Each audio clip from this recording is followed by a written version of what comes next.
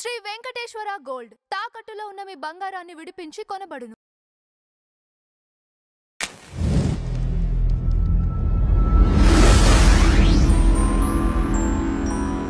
నమస్తే అండి, welcome to tree Media. మనతో పాటు social activist, family counsellor Shri Krishnakumar గారు ఉన్నారు. మేడం నమస్కారం. నమస్తే మేడం, TV5 మూర్తి గారి పైన ఎఫ్ఐఆర్ అయినట్లు తెలుస్తోంది. అసలు ఏ కేసుకి సంబంధించి ఎఫ్ఐఆర్ అయింది, ఎందువల్ల అయింది, ఇందులో వాస్తవాలు ఎంత? నాకు కూడా కొంచెం గందరగోళంగా ఉంది ఈ కేసు. ఎందు గురించి అంటే అసలు TV5 మూర్తి 10 కోట్లు ఎందుకు అడుగుతాడు? ఆ అమ్మాయి A1 గా గౌతమి చౌదరి, A2 గా TV5 గౌతమి చౌదరి హస్బెండ్ దగ్గర నుంచి TV5 మూర్తి 10 కోట్లు అడుగుతాడు అని మీరు సాక్ష్యాధారాలు ఇవ్వాలి. ఇప్పుడు కేసు పెట్టాము అంటే సరిపోదు. కేసు నంబర్ చేయించుకోగలగటం, లేదు ఎఫ్ఐఆర్ చేయించటం, అవేం పెద్ద విషయాలు కాదు. రోజు బోలెడు ఎఫ్ఐఆర్లు అవుతుంటాయి, బోలెడు కంప్లైంట్లు వస్తుంటాయి. కంప్లైంట్ ఇచ్చిన ప్రతిదీ ఎఫ్ఐఆర్ కాదు, ఎఫ్ఐఆర్ అయిన ప్రతిదీ ఛార్జ్షీట్ అవ్వదు. ఛార్జ్షీట్ వేసిన తర్వాత ఎలాగో కోర్టుకు వెళ్తుంది, అది వేరే విషయం. కానీ ఇక్కడ ఏమైపోతుందంటే ఎవరికి వాళ్ళు మాదే పై చేయి అంటే మాదే పై చేయి అన్నట్లుగా ఉండాలని ఇద్దరు రెండు వైరి వర్గాల్లాగా తయారైనాయి. అసలు ఇది ఎలా ఉంది చూడబోతే అంటే, అసలు ధర్మ మహేష్ ఫైట్ కంటే కూడా ఈ ధర్మ మహేష్ చుట్టూ ఉన్న వాళ్ళు ఎక్కువ ఫైట్ చేస్తున్నట్టుగా అనిపిస్తుంది. ఇప్పుడు గౌతమి చౌదరి వైపు నుంచి ఎవరు ఫైట్ చేస్తున్నట్టు లేదు. TV5 మూర్తి కూడా నాకెందుకు ఫ్యామిలీ మ్యాటర్ అన్నట్లు ఊరుకున్నాడు. ఈ గొడవ బయటకు వచ్చిన తర్వాత ఆ రోజు ఒకరోజు TV5లో మాట్లాడారు. మాట్లాడిన తర్వాత ఇంక వదిలేశాడు TV5 మూర్తి కూడా. కానీ ఇటువైపు వాళ్ళు వదలట్లే. వదలకపోగా అస్త్రశస్త్రాలు బాగా రెడీ చేసుకుంటున్నారు. అంటే ఎవరైతే ఇష్టం వచ్చినట్టు మాట్లాడగలరో, ఎవరైతే వెరపు లేకుండా మాట్లాడగలరో, ఎవరైతే బూతులు మాట్లాడగలరో, ఎవరు మాట్లాడితే బీపులు వేయాల్సి వస్తుందో అట్లాంటి ఒక గ్యాంగ్ మొత్తాన్ని తయారు చేసుకుంటున్నారు. తయారు చేసుకొని ఒక్కొక్కళ్ళు అయితే అసలు వాళ్ళు అనొద్దు కానీ ఒక కెమెరాకి దగ్గరికి ముందుకు వచ్చేటప్పుడు ఒక 100 మందో 200 మందో లేదంటే 2000 మందో లేదంటే 2 లక్షల మందో చూస్తారు అన్నప్పుడు కాస్త శుభ్రంగా రావటం, అందంగా ఉండమని చెప్పట్లా నేను, కాస్త శుభ్రంగా రావటము, ప్రజెంటబుల్గా ఉండటము, మంచి మాటలు మాట్లాడటం అట్లా లేకపోకుండా బూతులు బూతులు బూతులు మాట్లాడేవాళ్ళు. ఇప్పుడే నిద్రపోయి లేసి రాత్రంతా ఫుల్గా మందు కొట్టి ఇప్పుడే నిద్రపోయి లేసి కెమెరా ముందుకు వచ్చి మాట్లాడుతున్న వాళ్ళు. అంటే ఒక రకమైన వాళ్ళని చూస్తూ ఉంటేనే అసలు వీళ్ళు మాట్లాడేది నిజమై ఉంటుందా అనిపించేలాంటి ఒక గ్యాంగ్ని తయారు చేసేసుకుని ఆ గ్యాంగ్ తోటి మాట్లాడిపిస్తున్నారు. దీనికి ఎవరు రింగ్ లీడర్ ఎవరు అంటే అర్థం కావట్లా. ఓకే, నాకు చూచాయిగా నాకు అర్థమైంది రింగ్ లీడర్ ఎవరు అనేది. అసలు ఇట్లాంటి సెలబ్రిటీ కేసులు రాగానే గోతికాడ నక్కల్లాగా ఎదురు చూసి సెలబ్రిటీ కేసులు రాగానే అక్కడ మూగిపోయి అక్కడ మనకు పేరు వస్తుందా, డబ్బులు వస్తాయా, లేకపోతే ఇంకోటి వస్తుందో అని లెక్కలు వేసుకుని బేరీజులు వేసేసుకుని చేసేసేవాళ్ళు. మళ్ళీ దీనికి కొంతమంది లాయర్లు ఇట్లా ఒక గ్యాంగ్ లాగా తయారయ్యారు. అటువైపు చూస్తే అసలు ఆమె లాయర్ ఎవరో ఇంతవరకు బయట ప్రపంచానికి తెలియదు. ఒక మహిళను మీరు ఇష్టారీతిని మాట్లాడుతున్నారు అనే ఉద్దేశంతో నేను మాట్లాడుతున్నాను తప్పితే నేను ఏ మహిళకు అన్యాయం జరిగినా నేను మాట్లాడతా. ఆ మహిళది తప్పు ఉంటే తప్పు అని కూడా మాట్లాడతా. నేను ఎన్నిసార్లు మాట్లాడలేదు. లావణ్య విషయం ఫస్ట్ టైం నెగిటివ్గా మాట్లాడింది నేనే, ఎవరు మాట్లాడాలి. అప్పుడు నేను మాట్లాడా, పాజిటివ్గానే మాట్లాడా స్టార్టింగ్లో. ఓహో నిజమే అతను చేసి ఉండొచ్చు, ఎందుకంటే జనరల్గా జరుగుతుంటాయి కాబట్టి. కానీ లోపలికి వెళ్ళిన కొద్దీ వ్యవహారాలు బయటకు వచ్చిన కొద్దీ అర్థమైంది ఏంటి అంటే లావణ్య తప్పులు కూడా ఉన్నాయి. సో మనం లావణ్య నాది ఫలానా తప్పులు ఉన్నాయి, అవి తెలుసుకుని ఆ అమ్మాయి మారితే తప్పితే ఆ అమ్మాయికి లైఫ్ లేదు అనే సంగతి కూడా మనం ఓపెన్గా మాట్లాడుకున్నాం. సరే ఆ అమ్మాయి నాకు కొంచెం పరిష్కారం చేసి పెట్టండి అని అన్నది, కానీ ఆ అమ్మాయి మనం చెప్తే వినే మానసిక స్థితిలో అమ్మాయి లేదు. సరే అయిపోయింది. మనం లావణ్య కూడా అమ్మాయే కదా, మనం అమ్మాయి తరఫున మాట్లాడామా? మాట్లాడలేదు కదా. అలాగే ఇప్పుడు గౌతమి చౌదరి విషయమైనా ఎందుకు గౌతమి చౌదరి మాట్లాడింది తప్పయింది? ఇప్పుడు తనని ఆ స్టేజ్కి తీసుకెళ్ళి మాట్లాడేలాగా చేశారు వీళ్ళందరూ కలిసి. నేను ఈ రోజుకే చెప్తున్నాను, చాలా నిజాయితీగా చెప్తున్నా ఈ మాట. ఒక రబ్బర్ బ్యాండ్ని కనుక లాగితే ఒక పాయింట్ వచ్చిన తర్వాత తెగిపోతుంది చూడండి, ఆ విధంగా అమ్మాయిని ఆ విధంగా చేశారు.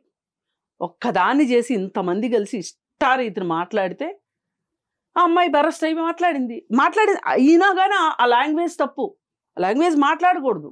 గౌతమి ఇక్కడ ఒక పాయింట్ మేడం, ముందు మీడియాకి వచ్చింది, నెల రోజులుగా ఇంటర్వ్యూలు ఇచ్చింది ఆ అమ్మాయే కదా. ఆ అమ్మాయి ఇచ్చింది, కానీ ఆ అమ్మాయి ఎప్పుడు కూడా ఒక్క ఫిల్తీ లాంగ్వేజ్ మాట్లాడాల, ఒక్క మాట ఎక్కువ తక్కువ మాట్లాడాల. ఆ అమ్మాయి పరిస్థితిని ఆ అమ్మాయి చెప్పుకుంది. మీడియాకి వచ్చింది ఆ అమ్మాయే. నేను గమనిస్తానే ఉన్నా ఆ వీడియోలు, మనం దాని గురించి కూడా మాట్లాడుకున్నాం. ఎప్పుడైతే వీళ్ళు చేరి టీవీ5 మూర్తి, టీవీ5లో డిస్కషను ఆ అమ్మాయికి ఫర్గా అయ్యింది అనే ఒక బాధలో వీళ్ళు టీవీ5 మూర్తికిను ఆ అమ్మాయికి వీళ్ళు ఏదో సంబంధం ఉంది అని చెప్పి మాట్లాడారు. మాట్లాడినప్పుడు ఆ అమ్మాయిని గురించి వీళ్ళు ఇష్టారీతిన డైలాగులు వేస్తే ఆ అమ్మాయి బరస్ట్ అయ్యి ఒకరోజు ఇన్స్టాగ్రామ్లో మాట్లాడింది తప్పులు ఉన్నాయి ఖచ్చితంగా, మాట్లాడకుండా ఉండాల్సిందే. ఇవాళ ఆ మాటలు ఆ రోజు ఆ అమ్మాయి మాట్లాడకపోయి ఉంటే వీళ్ళకి ఇంత ధీమా వచ్చేది కాదు. ఏంటి ప్రధానంగా మాట్లాడింది అక్కడ, మన డిస్కషన్ ఎటో వెళ్తుంది కానీ, నా జోలికి నువ్వు వచ్చావు, నీ కూతురు జోలికి నేను వస్తాను అని చెప్పి గౌతమి చౌదరి మాట్లాడింది. అది తప్పు. నీ జోలికి అతను వస్తే అతని జోలికి నువ్వు వెళ్ళు, అతని కుటుంబం జోలికి వెళ్ళే హక్కు లేదు నీకు. సరే మాట్లాడింది. ఇప్పుడు అమ్మాయి నేను అనలేదు అనటానికి లేదు, ఆ అమ్మాయి విత్ స్టాండ్ అయ్యి ఉండాల్సింది. ఎందుకంటే రికార్డెడ్, అది మీడియాలో దొరుకుతుంది కాబట్టి. దానిని చెలవలు పలవలు చేసి చిన్న చిన్న ముక్కలు చేసి అసలు ఒక మీడియా హౌసే నడిపిస్తున్నారు ప్యారలల్గా వీళ్ళు. బయటికి కనిపించిన మీడియా హౌస్ నడిపిస్తున్నారు. మరి మూర్తి విషయం కొద్దాం మనం. జర్నలిస్ట్ మూర్తి అనే ఒక సీనియర్ జర్నలిస్టు మామూలుగా అయితే అతని పేరు ఎత్తటానికి కూడా పనికిరారు. అతని గురించి మాట్లాడేవాళ్ళు, అతని గురించి మీమ్స్ చేసి పెట్టేవాళ్ళు కానీ, అతని గురించి కామెంట్స్ చేసేవాళ్ళు కానీ అతని పేరు ఎత్తడానికి అర్హత లేదు వాళ్ళకి. అతని చదువుకు కానీ, అతని జర్నలిస్ట్ కెరీర్కి కానీ, అతని క్యారెక్టర్కి కానీ, అతనికున్న నాలెడ్జ్కి కానీ, దేనికైనా సరే అతనితో సరిపోలే మనుషులు కాదు వీళ్ళు. అందుకని అతనితో డైరెక్ట్గా ఫైట్ చేయలేక ఈ దొంగ కేసులు పెట్టుకుంటూ తిరుగుతున్నారు. వాళ్ళ ఇంటికి వెళ్ళాడు, వాళ్ళ అమ్మ ఉన్నారు, వాళ్ళ నాన్న ఉన్నారు, ఇంకా వేరే మగ గొంతుకులు ఉన్నాయి. నేను రైస్ తినను అంటే అతనికి చెప్తున్నాడు. నిన్న నాకు చాలా బాధ అనిపించింది. ఒక సీనియర్ జర్నలిస్టు, ఒక సిన్సియర్ జర్నలిస్టు అలా ఒక సమాధానం చెప్పుకోవాలా ఈ సొసైటీ ముందు? ఈ ఒక ఎల్లో మీడియాకి ఇది ఖచ్చితంగా ఎల్లో మీడియా. అసలు ఇది మీడియానే కాదు. ఇప్పుడు అతనికి వ్యతిరేకంగా కానీ, గౌతమి చౌదరికి వ్యతిరేకంగా కావచ్చు, లేకపోతే ఇప్పుడు అమ్మాయి సింగర్ ఉంది కదా చిన్మయి శ్రీపాద వైపు నుంచి కానీ వీళ్ళకి వ్యతిరేకంగా జరుగుతున్న ప్రచారం కావచ్చు, అట్లాంటి మీడియా అది మీడియా కాదు. దాన్ని మీడియా అనరు. అది ఒక సందుల్లో గొంతుల్లో పందికొక్కుల్లాగా పందుల్లాగా పడి పొరలాడే వాళ్ళు చేసే పనులు తప్పితే మామూలు వాళ్ళు చేసే పనులు కాదు అవి. మామూలు జర్నలిస్టులు చేసే పని కాదు. ఒక్కళ్ళంటే ఒక్కళ్ళు. అసలు జర్నలిజం అంటే అర్థం తెలిసిన వాళ్ళు ఉన్నారా మాట్లాడేవాళ్ళు? మూర్తి గురించి మాట్లాడేవాళ్ళు ఏంటి? వీళ్ళకున్న అర్హత ఏంటి మూర్తి గురించి మాట్లాడడానికి? నిజమండి, నేను కూడా ఇంతకుముందు మనం చేసిన వీడియోలో కూడా నేను అన్నాను, నేను మీ ఇంటికి భోజనానికి వస్తా, నేను నా పళ్ళని తీసుకొని వస్తానా? మీరు మా ఇంటికి వస్తారు, మీరు మీ పళ్ళని తీసుకొచ్చుకుంటారు చెప్పండి. నాకు బాగా డబ్బులు ఉంటే వెండి పళ్ళెంలో పెడతా, లేదు అనుకుంటే మామూలు స్టీల్ పళ్ళెంలో పెడతా. ఇది కాదు అనుకుంటే ఫారిన్ వస్తువులు ఏమన్నా నా దగ్గర ఫారిన్ ప్లేట్లు ఉంటే ఫారిన్ ప్లేట్లో పెడతా. అంతేనా కాదా? అవి మా ప్లేట్లే అవుతాయి. నువ్వు మా ఇంట్లో తిన్నా, నీకు కొత్త ప్లేట్లో భోజనం పెట్టాను, ఈ ప్లేట్లో ఇంకెవరికి పెట్టను, నీ ప్లేట్ నువ్వు మీ ఇంటికి పట్టుకెళ్ళిపో అని ఇస్తానా మీకు? ఇవ్వను కదా. ఎంగిల్ ప్లేట్లో తిన్న మూర్తి ఏంటండి? అసలు ఎంగిల్ ప్లేట్ ఏంటి? ఎక్కడికి వెళ్తున్నాం మనం సమాజంలో? ఒక అమ్మాయిని ఒక ప్లేట్తో పోలుస్తారా మీరు? అంటే మీ బుద్ధి, మీ జ్ఞానము, మీ తెలివి అసలు పోనీ చాలా ఉన్నాయి అనుకుంటున్నారు కదా. మేమేదో అడ్డం నిలువు తిప్పేస్తాం మీడియాని అని అనుకుంటున్నారు కదా. అదేనా? అసలు మనం ఒకళ్ళ గురించి మాట్లాడుతున్నాము అంటే ఆఖరి క్షణం వరకు మన ప్రాణం పోయినా ఆ మాట మీద నిలబడాలి. లేదు నిలబడలేకపోతున్నాం అంటే సరిదిద్దుకోవాలి. సరిదిద్దుకోవడం కూడా ఇష్టం లేకపోతే వదిలేయాలి. అంతేగాని అసలు ఇలా చేసి చివరికి ఆయన మీద 10 కోట్లు డబ్బులు అడుగుతున్నాడు అని, అలాగే నా పైన స్టింగ్ ఆపరేషన్లు చేశారు అని చెప్పి ధర్మ మహేష్ కోర్టులో కేసేసాడు. కేసేస్తే అది తీసుకోలే, పిటిషను తీసుకోకపోతే పోలీస్ స్టేషన్కి వెళ్ళారు. పోలీసులు తీసుకోలే. ఎందుకంటే నువ్వు ఇస్తున్న ఇంటి అడ్రస్ కానీ అవి ఏవో టెక్నికల్ టర్మ్స్ ఉంటాయి. ఏ కేసు అయినా తీసుకోవాలంటే మినిమం టెక్నికల్ టర్మ్స్ ఉంటాయి. అవి లేవు, మేము చేయలేము అంటే కూకట్పల్లిలో అవ్వని దాన్ని హైకోర్టులో వేసి, హైకోర్టులో మీరు ఆ సంబంధిత పోలీస్ స్టేషన్లోనే తేల్చుకోండి అని చెప్పి చెప్తే వీళ్ళు దానికి ఏం చెప్తున్నారు? ఇంకేముంది, ఆ పోలీస్ స్టేషన్లో కేసు నమోదు చేయమని చెప్పి హైకోర్టు ఇచ్చేసింది అని చెప్పి చెప్తున్నారు. చెప్తుంటే ఇక నిన్న సాయంత్రం మూర్తి గారు మళ్ళీ TV5లో మాట్లాడారు. మా ఛానల్ ఓనర్ నన్ను నమ్మారు, ఎవరు నమ్మితే ఏంటి, ఎవరు నమ్మకపోతే నాకేంటి, యూ గో హెడ్ అన్నారు. అందుకని నేను ధీమాగా ఉన్నా. నన్ను ఎవ్వరు, నేను 10 కోట్లు అడగడం ఏంటి, 10 పైసలే అడగను ఎవరిని, నేను 10 కోట్లు అడుగుతానా? ఇంతకుముందు కూడా ఒక జ్యోతిషుడు నేను 5 కోట్లు అడిగాను అంటే అది ఎలా పటాపంచలైందో చూసాము. ఇది కూడా అంతే అవుతుంది. నా దగ్గర సాక్ష్యాధారాలు ఉన్నాయి. దీని వెనకమాల ఈ నకిలీ జర్నలిస్టులు అనేవాళ్లే కాకోకుండా కొంతమంది రాజకీయ నాయకులు కూడా ఉన్నారని అర్థమవుతుంది నాకు. అలాగే ఒక మీడియా కూడా దీన్ని, ఒక మీడియా హౌస్ కూడా బాగా నెత్తినేసుకుని, ఎలక్ట్రానిక్ మీడియా ఒకటి, ఆ పార్టీకి సంబంధించిన ఎలక్ట్రానిక్ మీడియానే, ఆ పార్టీ ఎమ్మెల్సీయే దీని వెనకంతా ఉన్నాడు అంటే వీళ్ళకి ధైర్యం చెప్తున్నాడు, ఊతం ఇస్తున్నాడు అని చెప్పి మూర్తి గారు చెప్పారు. నేను మక్కి నేను మూర్తి గారి మాటలకి ఏకీభవిస్తున్నా. ఎందుకు ఏకీభవించాల్సి వస్తుందంటే, ఇప్పుడు ఆ అమ్మాయిది కుటుంబ సమస్యని మీడియాలోకి వచ్చి పరిష్కారం అవుతుంది అనుకోవటం నేతి బీరకాయలు నెయ్యి ఉన్నట్లే లెక్క. పరిష్కారం కాదు మీడియా హౌస్లో. అది ఆ అమ్మాయి తెలియక దిగింది. సరే, దిగిన తర్వాత అది మంచికి వెళ్తుందా, చెడుకి వెళ్తుందా, రప్చర్ అవుతుందా, అబాస్ పాలవుతుందా, లేకపోతే ఆ నిందల పాలవుతుందా అనేది ఆ అమ్మాయి ఫేస్ చేయాల్సిందే, తప్పదు. ఇప్పుడు ఒకసారి ఫైట్లోకి వచ్చిన తర్వాత, ఇప్పుడు అభిమన్యుడు పద్మవ్యూహంలోకి వెళ్ళాడు, బయటికి రావాలనే వెళ్ళాడు. అంతేగాని ఓడిపోతాను, అక్కడే చచ్చిపోతాను అంటే వెళ్ళడుగా, వెళ్ళాడు, బయటికి రాలేకపోయాడు. అట్లాగే ఇప్పుడు ఆ అమ్మాయి గిజగిజగా అంటే వీళ్ళందరూ మాటలకి నేను చెప్తున్నా. అప్పుడు హస్బెండ్ తోటి ఉన్న టార్చర్ ఒక పక్కన ఉంటే, వీళ్ళతోటి టార్చరు, ఈ వీళ్ళ మాటలు, వీళ్ళ మీమ్స్, వీళ్ళ సోషల్ మీడియాలో ప్రచారము, ఇదంతా కింద కామెంట్స్ పెట్టడం. ఇప్పుడు నేను ఏదన్నా అమ్మాయి, ఒక అమ్మాయి మహిళ కదా, ఒక మహిళకి కుటుంబంలో ఉండే సమస్యలు ఇవన్నీ, నేను ఒక ఫ్యామిలీ కౌన్సిలర్ని కాబట్టి నాకు తెలుసు, కాబట్టి నేను వివిధ పోలీస్ స్టేషన్స్లో ఫ్యామిలీ కౌన్సిలింగ్ చేశాను కాబట్టి నాకు తెలుసు. ఆ ఎక్స్పీరియన్స్ తోటి నేను మాట్లాడితే, నేను మాట్లాడిన దాని కింద కూడా కామెంట్స్, ఒకప్పుడు ఎప్పుడు లేవు ఈ కామెంట్స్ నేను మాట్లాడిన దాని కింద. అంటే కావాలని టార్గెట్ చేస్తున్నారు. ఆ అమ్మాయిని టార్గెట్ చేసినట్టే ఆ అమ్మాయి వైపున మాట్లాడిన వాళ్ళని కూడా టార్గెట్ చేస్తున్నారు. ఆయన TV5 మూర్తి ఓపెన్గా ఒక పెద్ద దానిలో కనిపిస్తున్నారు కాబట్టి, ఒక ఛానల్లో, శాటిలైట్ ఛానల్లో కనిపిస్తున్నారు కాబట్టి వీళ్ళు మాట్లాడుతున్నారు. నేను మీలాంటి ఛానల్స్కి ఇంటర్వ్యూ ఇస్తున్నాను కాబట్టి దీని కింద కామెంట్స్ పెడతాను, అంతకుమించి ఏమీ లేదు. వీళ్ళు చెప్తుంది రెండే రెండు. మూర్తి వాళ్ళ ఇంటికి వెళ్ళాడు, వాళ్ళ ఇంట్లో భోజనం చేశాడు, ఎంగిల్ ప్లేట్లో తిన్నాడు. ఆ ధర్మ మహేష్ కూడా నేను తిన్న ప్లేట్లో నువ్వెట్లా తింటావు, నేను తిన్న ప్లేట్లో నువ్వెట్లా తింటావు అని చెప్పి ఆ చిన్నపిల్లడు క్లాస్ రూమ్లో చాక్ పీసులు, బలపాలును పెన్సిళ్ళు తీసుకుంటే ఎట్లా కాళ్ళు చేతులు నేలగొట్టి ఏడుస్తారో అట్లా అరుస్తున్నాడు. అంతకుమించి ఏమీ కనిపించట్లా. నీ ప్లేట్ మీద నీ పేరు రాసిందా? రాసలేదు కదా. పైగా అది ఆ ప్లేట్ కూడా ఏం ప్లేట్ అంటారు వాటిని, డిస్పోజబుల్ డిస్పోజబుల్ ప్లేట్ అంట. మరి మాట్లాడేదానికి అర్థం ఉందా? కనపడుతుంది కదా డిస్పోజబుల్ ప్లేట్ అని. సరే ఇదంతా అయిపోయిందా? సరే ఇది ఈ విషయం, ఈ ప్లేట్లో తిన్న విషయం ఇట్లా ఉంది. ఇప్పుడు ఏంటి, ఆ అమ్మాయి అతను ఫోన్ లేవో హస్బెండ్ ఫోను గురించి నేను అన్నీ నా దగ్గర అన్ని వివరాలు ఉన్నాయి అన్నదానికి ఏదో ఫోన్ ట్యాపింగు మూర్తి సహాయంతోనే చేసింది అని వీళ్ళ అభియోగం.